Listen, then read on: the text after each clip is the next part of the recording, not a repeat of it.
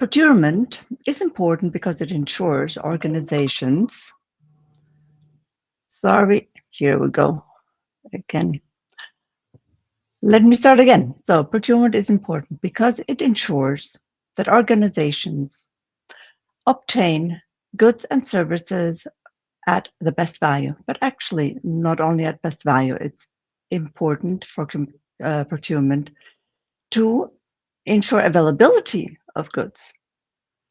But availability of goods is not only important for organizations, it is important for all of us. And actually, not only because you have forgotten a birthday and need a present best tomorrow morning. But in the last couple of months, I tried to get a certain medicine. And it happened a couple of times that I couldn't get it. Which is why we are now offering this Tech Talks with SAP on procurement. And I have the pleasure of having here with me Gordon Donovan, Global Vice President, Research, Procurement, and Supply Chain. Gordon, what made you choose supply chain as your topic? Thanks, Tania. Hi, and hello, everybody. So my origin story, if you like, in procurement goes back to my first day in procurement was actually in 1988. It was September 1988. And for those of you not born in September 1988, welcome. But my origin story, the reason why I chose procurement, and I've been asked this question a few times, do you choose procurement or did procurement choose you? My father was actually a salesman, and he sold advertising space. And he used to come home and talk about the buyers that he was trying to sell to. And it was an interesting conversation to have around the dinner table. That some of the problems that he was facing with some of the buyers. And I thought to myself, that looks an interesting and sounds an interesting kind of thing to do. And I didn't want to go into sales. So I thought I'll go into the other side. Just if nothing else, what it'll do is it will keep an interesting conversation going on with my father. So that's my origin story. That's actually the reason why I chose procurement and supply chain, is purely because my dad was on the opposite side of the negotiation table. And I thought that could be interesting. And then when I started there, I say in 1988, lots of things have changed and lots of things have stayed the same. But I just got hooked on, if you look at my LinkedIn profile, I say procurement can save the world, because I really do believe that procurement done well can have such a positive impact, not just for organizations and their stakeholders and shareholders, but for the broader world in general. Definitely, I totally agree. Gordon, you are based in Australia, and that actually brings me to my first question. Between Australia and Europe, now there are quite a few wars in between. So how do the geopolitical instabilities affect procurement? Well, massively. And I think one of the things, and maybe this is a good way to kind of start someone looking at some of the trends that we're kind of seeing, because our first trend really is disruption.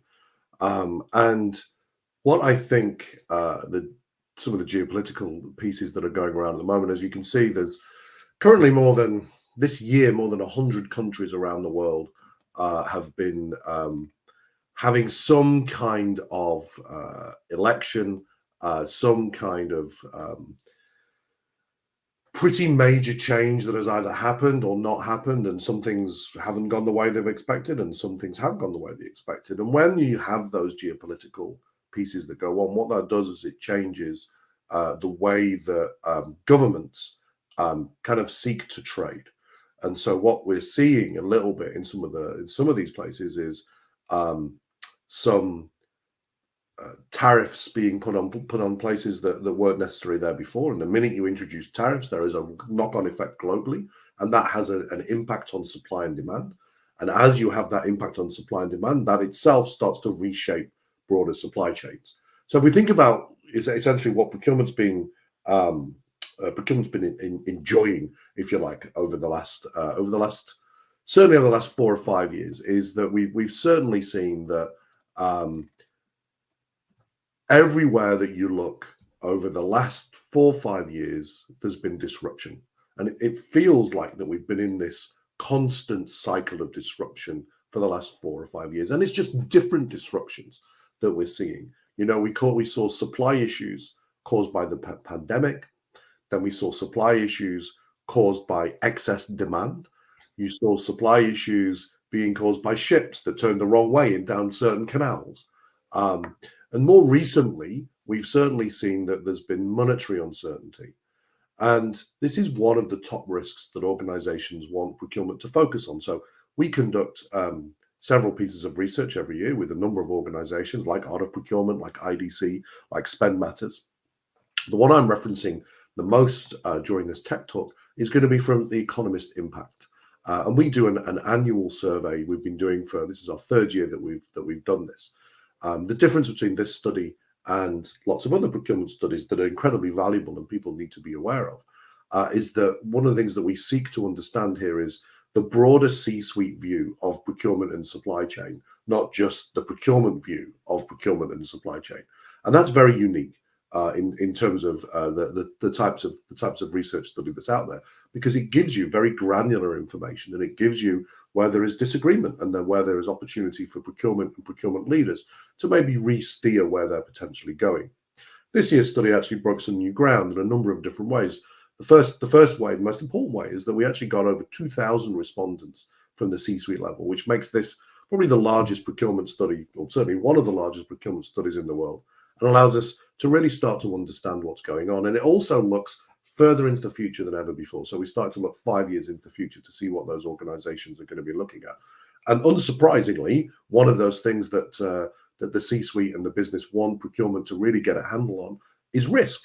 Procurement as a function is kind of reimagined itself as risk focused as opposed to being cost focused. And there are various reasons for that we'll come on to. But obviously, the world is a lot more riskier than it has been. We've seen the monetary uncertainty that's been going on.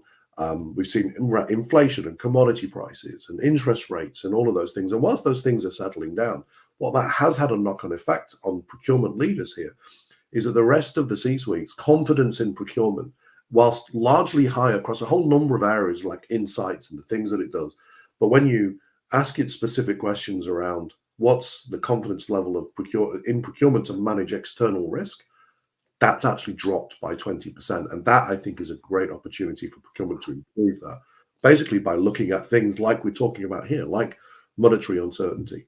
And I don't think it's about procurement solving inflation. If they could solve inflation, that'd be really handy. If we can figure that one out, if we could find a way to get rid of interest rate, that'd be really handy. My mortgage would thank you greatly. However, what this is actually going on about, what I think that organizations are looking for is for procurement to have better scenario planning in their category strategies. So category management, we know, real strategic tool that allows procurement to really add significant value to organizations by understanding things that are going to happen potentially before they even do happening, by modeling those in some kind of scenario plans. And whilst it's hard to model a once in a generational pandemic, it's not that hard to model monetary instability, geopolitical uncertainty, because they happen with frequent basis. So I think that's something that that certainly shone through in some of the research that we've been seeing. And you talked a little bit about the geopolitical instabilities. We've still got the Russia-Ukraine war destabilizing Europe. You've got conflicts in the Middle East, potentially increasing what's going on in the Middle East. There's things going on in Sudan, which is a very interesting part of the world in terms of where it's actually strategically located. You've got China, you've got Russia strengthening various military cooperations, conducting joint exercises. You've got various parts of the West supporting Ukraine. Who knows where it's going to end? We don't know. What we do know is that geopolitical instability is really driving organizations to rethink some of their strategies. And so historically, what organizations have been doing, and certainly they've been doing this for the last 25, 30 years, is that they've been consolidating, they've been globalizing their supply chains, and they've been consolidating their supply chains down to a smaller number. So one of the things that we're seeing organizations starting to think about doing is supplier diversification. And when I mentioned that it was we look 5 years into the future, and so what these priorities are going to be, 4 of these 5 are all about risk management. We've got supply diversification, we've got multi-sourcing, we've got reshoring and nearshoring, and we've got sustainability as 4 of the top 5 real strategic priorities that procurement are looking at. And supply diversification is a really key part that organizations will do to spread the risk rather than having a single source of supply. So I think that's a very long-winded way of me answering that question, Tanya, but hopefully that kind of helps you understand where we're going with some of the geopolitical instabilities and its contribution to this disruption that we're seeing across many categories of spend that's really impacting organizations and procurement. Totally. Thank you so much. That is very interesting and valuable information. One of the, everyone is talking about is digitalization, and the hope that through digitalization, we can close a lot of, for example, procurement gaps, productivity gaps, increase productivity through digitalization. How would you describe how digitalization can close those productivity gaps, and why should it be top priority for everyone? Well, and not only should it be a top priority for everyone, but it is top priority according to the research that we've been doing as well. So, Okay. How does it help close procurement productivity gaps? There is a report that has been published for the last, well, it's published every year, but for the last 2 years, the Hackett report, which looks into the key issues into procurement, has identified procurement's productivity gap. And the productivity gap is basically that I've mentioned in the previous slide with the disruption that things have been getting significantly more complex in terms of categories of spend. And what that does is it really drives the need to spend more time in these category strategies. If you want to scenario plan and model what's going on, and maybe Mr. Producer, we can just show the second slide because it'll possibly help bring some things to light for this. But if we think about how digitalization helps this, and certainly helps close procurement's productivity gaps, as I mentioned, things have gotten a lot more complex. It takes more time to do this. It takes more time to actually put a scenario plan together because you've got to. It just takes more time. So what that means is that organizations are having to digitalize things that were previously undigitalized, or actually what they're doing is many organizations started in their digital journey, 3, 5, 7, 9 years ago. And what they started by doing was to digitalize manual processes, which is going to give you value A, but it's not going to give you value B that you were potentially hoping for. Some people call that failure. I don't. I call that the first step in a digital transformation. So the second step in that digital transformation is then to reimagine some of those processes now that you understand what the technology can actually do for you, and to start driving some of those outcomes to be much more digitalized and have that digital first mindset. So I think that's one of the drivers of digitalization and how it solves procurement's productivity gap is the release of time in previously very manual processes. And don't forget, a manual process is still a manual process, even if it's digital. Yeah, you've got to reimagine those processes for a digital environment, for a digital world.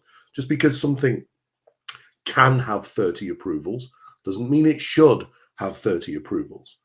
So when we start thinking about what some of these things are, that's what I mean from a digital section. I think the second driver of this is not only has procurement gotten more complex, the categories have gotten more complex, but because procurement's done a pretty good job of essentially managing a massive series of disruptive events that's been going on, then it's getting involved in more things. It's getting involved in different things. And so the complexity's gone up, the workload's gone up. Headcount, however, has stayed the same, or actually has started to potentially drop down. There are various reports that says it's actually the same, and it's in different parts of the world, it's a different outcome. They stayed the same, or it's slightly dropped. And so you have this productivity gap. We need to get all this work done, but we've got the same headcount, and in fact, the work's gotten harder, and in fact, there's more work. So I think that's one of the drivers of why digitalization is is so important to helping procurement's productivity gaps. In fact, Hackett turned around and said it's about 6.4% the expectation is for technology to take up that slack. That's what they've got as a number that they've calculated, which feels kind of right. Now, of course, that's going to have a knock-on effect in terms of operating models. It's going to have a knock-on effect in terms of skills, and we'll come to those a little bit later.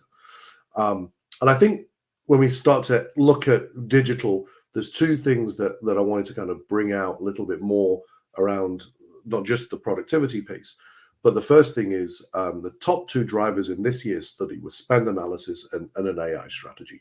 So we'll park AI for a minute, but let me talk a little bit about spend analysis, because not only was it the top one this year, it was the top one last year as well.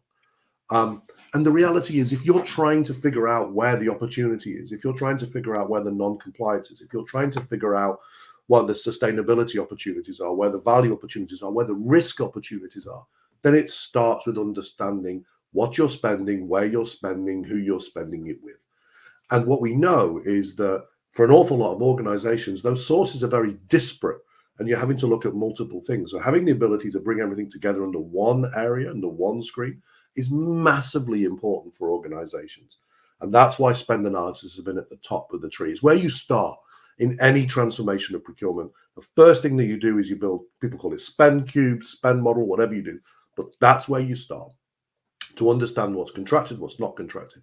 And if it's not contracted, why is it not contracted? And if it is contracted, are people being compliant? And they have all this different spend. And then that's why you're trying to find both risk and opportunity to actually deliver some value back. And we can't ignore, no matter how much people might want to try and ignore it, we can't ignore the impact of AI. And we've been going, about 15 minutes so far, and we've just mentioned AI. So tick, we're good. We've met our KPI. And I'm joking, but the point with AI is it's going to change what everybody does. It's going to change the way that organizations work. It's going to change the skills that organizations are going to need. And what it is doing, and certainly the emergence of Gen AI has basically meant that organizations are thinking about how we're going to use this going forward. What are the use cases going forward? And what we need to have is a broad AI strategy for ourselves that looks at data, that looks at privacy, looks at responsible use of AI, looks at confidentiality, understands that there's potentially legislation going to be coming out talking a little bit about AI. So those, I think, are the things, Tania, in terms of both how digitalization helps productivity, but what are all the different things that sits behind that that would drive that? You already mentioned a very, very important topic. Let us quickly have a look at the AI trends. Can you quickly describe, as we already, at the top of the hour, explain why and how AI can help procurement? Sure. I think it's important to recognize when we think about AI, there's two real different types. There's traditional AI and there's generative AI. Traditional AI will automate, generative AI will augment. That's a reasonable way of kind of looking at it. And what we see from the research is actually the biggest thing that organizations are looking to do is to automate, which is traditional AI.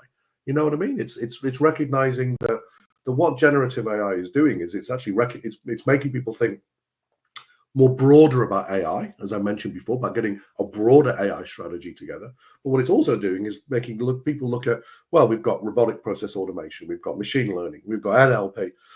How do we use those, especially if we're trying to create time for people to spend more time doing these more complex strategic matters that people want to look at, like scenario planning, for example, like building a should cost model, like all those things that are going to help you drive value back for the organization, to manage risks before they actually happen. This is the thing around supplier risk that I mentioned, is that the lack of the scenario plan didn't basically meant that organizations weren't in a far enough ahead about looking at supply shortages like semiconductors. Organizations that had modeled these kind of events were further ahead and better prepared than those organizations that hadn't.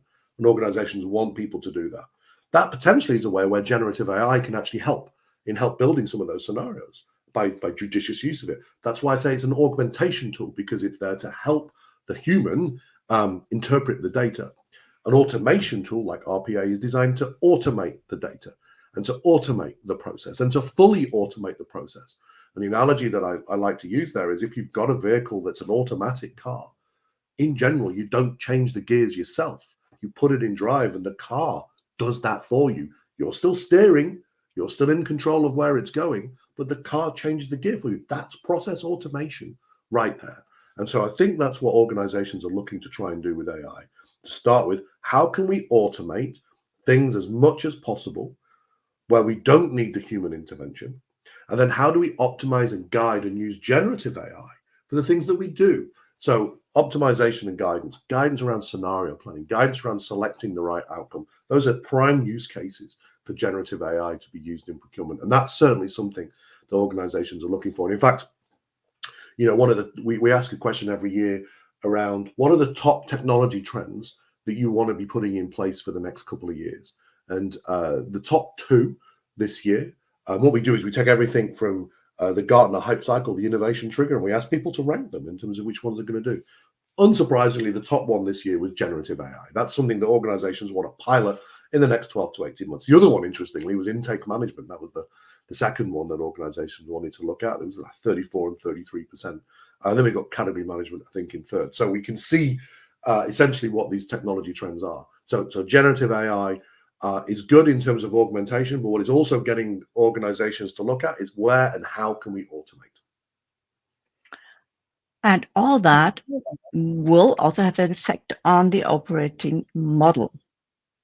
So it also means that the companies need to change their current operating models to be more effective. Can you tell us more about that? Yeah, absolutely. So I think, as I mentioned earlier, procurement is very much now a risk-focused function. And that's largely due to where it reports to. So if we go back to 1988 to 1987, when I started in procurement, procurement generally reported to finance. It was a subset of finance. It was looked in a corner, off you go. You can be a subset of finance. And gradually, what's happened is as the value of procurement's been delivered, the reporting lines have changed. So for the 3 years that we've been doing this study with The Economist, actually the leading area where procurement reports to is now operations, the chief operating officer, rather than the chief financial officer. And this year was the delta between chief operating officer and chief financial officer was the biggest it's ever been. It's about 20% difference for organizations who report to the chief operating officer. Now, the operating chief, and I've reported to both a CFO and a COO in the same industry, and it is fundamentally different in their approaches. I'm not saying that the COO doesn't care about cost, but the breadth of what they care about is a lot bigger than what the CFO in general cares about. Yep. So that I think is a very interesting point to recognize that when they are reporting through to COOs, its cost is important, but risk, availability, quality, engineering, all of these different things are basically now meaning that procurement is much more aligned to the rest of the business because it's in operations. Part of operations is generally production, potentially supply chains in there as well. So it's really in the weeds with everything that's going on in the business. And you can see the impact of what you do that will have a direct impact positively and negatively with the rest of the business. So I think that's the first thing, is that operating models are changing because operating lines are changing. What we're also seeing, I think, from the research is that there are two main models. Historically, procurement used to be a very centralized function. That centralized function means that it's like a command and control place, right? So we have procurement, and anything comes into procurement. They deal with everything from a sourcing to a buying to absolutely everything, and it was centralized, and no one else came in.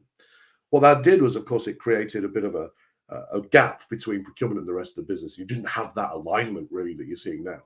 So the two areas that organizations are moving towards are the top two areas, and centralized was like down at 11% in terms of where they were going in the next 2 to 3 years, were centers of excellence and center-led.